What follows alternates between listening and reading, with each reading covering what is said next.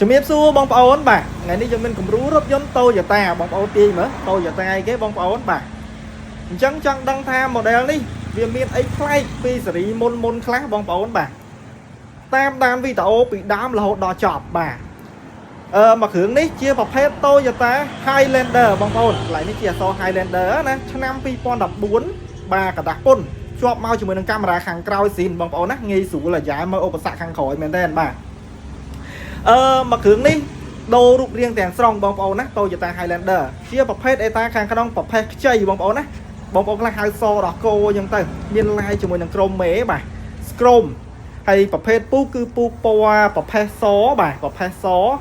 អញ្ចឹងស្អាតមែនតើបងប្អូនណាមើលទៅគឺតលាយល្អណាស់បងប្អូនបាទសម្រាប់បងប្អូនដែលមានសមាជិកគ្រួសារច្រើនបាទមកមើលមកគ្រឿងនេះអត់ខុសទេបងប្អូនបាទខាងក្នុងគឺកៅអី3ជួរបងប្អូនណាបាទកៅអី3ជួរកម្រា VIP ដល់ខាងក្រោយបាទអញ្ចឹងកន្លែងនេះបើសិនជាមានសមាជិកច្រើនយើងបើកកៅអីវាមកហើយបើសិនទៅត្រូវការដឹកអវ៉ាន់ច្រើនមានអវ៉ាន់ដឹកច្រើនបាទយើងបត់កៅអីទៅមុខបានជួរទី3ណាបាទដាក់អវ៉ាន់បានច្រើនណាស់បងប្អូនណាហើយបាទតលាយល្អមែនតើប្រភេទនេះគឺវែងបាទវែងជាងស៊េរីមុនវែងជាងហើយធំជាងតលាយល្អណាស់បងប្អូនបាទហើយខ្សែខ្យងបាទខាងក្រោមអីថ្មីមកគ្រឿងនេះបាទពុកម៉ែបងប្អូនបាទមើលទៅលះថ្មីលះល្អមែនតើណាហើយសម្រាប់តម្លៃពុកម៉ែបងប្អូនសម្រាប់តម្លៃណា30000ក្រាស់បាទបងប្អូនបាទសម្រាប់តម្លៃ30000ក្រាស់គឺប្រភេទថ្មីกระดาษពុនមិនទាន់មានស្លាកលេខទេបាទអេតាថ្មីណាបងប្អូនហើយបាទហើយសម្រាប់ម៉ាស៊ីនត្រជាក់បាទមាន3ជួរបាទម៉ាស៊ីនត្រជាក់មានដល់ជួរខាងក្រោយអញ្ចឹងម៉ាស៊ីនត្រជាក់ល្ងីបងប្អូនប្រភេទនេះណាហើយផ្នែកអ្នកខាងក្រោយ passenger ខាងក្រោយអាចសេរីម៉ាស៊ីនត្រជាក់បានបាទសេរីបាញ់ទៅខាងលើបាញ់ទៅខាងក្រោមបាទហើយកន្លែងនេះគឺសម្រាប់យើងឡើងទៅអង្គុយកៅអីជួរទី3ណាបងប្អូនបាទអញ្ចឹងចាប់អារម្មណ៍តអ្នកតងមកបានបងប្អូនបាទប្រភេទអញ្ចឹងយូរទិញបានមួយគ្រឿងមកទេបាទមិនទៅសម្បូរទេហើយប្រភេទ Highlander នេះគឺសាមញ្ញណា option គឺសាមញ្ញណាបងប្អូនបាទហើយបងប្អូនដឹងគុណភាពរបស់ Highlander ហើយយើងមើលតាំងពីស៊េរី01 02 03បាទប្រើធន់ណាស់បងប្អូនហើយមិនងាយទៅណាទេបាទប្រភេទនេះគឺសាមញ្ញហើយធន់ហើយភាគច្រើនពូបាទពូអ៊ំបាទអ្វីគាត់រៀងចំណាស់ណាគាត់ចូលចិត្តណាស់បងប្អូនបាទកាមេរ៉ាក្រោយអីបង្ហាញរូបភាពបានច្បាស់ណាស់បងប្អូនបាទហើយខាងក្នុងអត់មានអីច្រើនទេបងប្អូនសាមញ្ញណាបាទប្រអប់កែដាក់អវ៉ាន់អីបាទ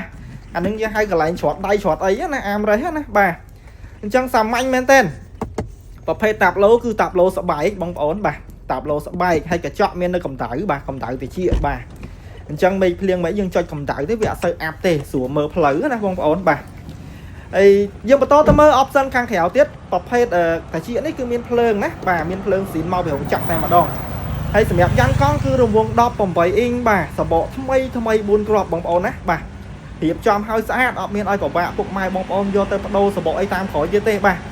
កន្លែងទៅមើលផ្នែកចង្គៀងវិញពុកម៉ែបងប្អូនបាទគឺចង្គៀងគុជ LED បាទយកឡើងងាយស្រួលមើលផ្លូវណាបាទភ្លឺច្បាស់ល្អមែនទែន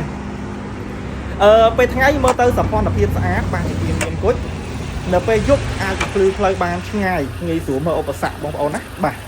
ងាកទៅបន្តទៅមើលផ្នែកខ្សែខ្យងផ្នែកប្លុកម៉ាស៊ីនបងប្អូនបាទស្អាតភ្លឹងតែម្ដងបងប្អូនណាបាទខ្សែខ្យងប្លុកម៉ាស៊ីនថ្មីស្អាតណាស់អញ្ចឹងពុកម៉ែបងប្អូនដែលមានតម្រូវការរថយន្តលក្ខណៈគ្រួសារបាទមួយគ្រឿងនេះគឺ4ម៉ាស៊ីនប៉ុង1បងប្អូនណា4ម៉ាស៊ីនប៉ុង1 014ពុនផ្លូវមួយឆ្នាំបងតែ250,000ទេបងប្អូនបាទធូមែនតើ100គីឡូស៊ីប្រហែលជា9លីត្រ10លីត្រទេបាទប៉ុណ្ណឹងប្រភេទ Land SUV 100គីឡូ9លីត្រ10លីត្រពុនផ្លូវមួយឆ្នាំ250,000បាទចាប់អារម្មណ៍តំណតំណងមកពុកម៉ែបងប្អូនបាទអរគុណពុកម៉ែបងប្អូនជូនពរសុខភាពល្អសំណាងល្អ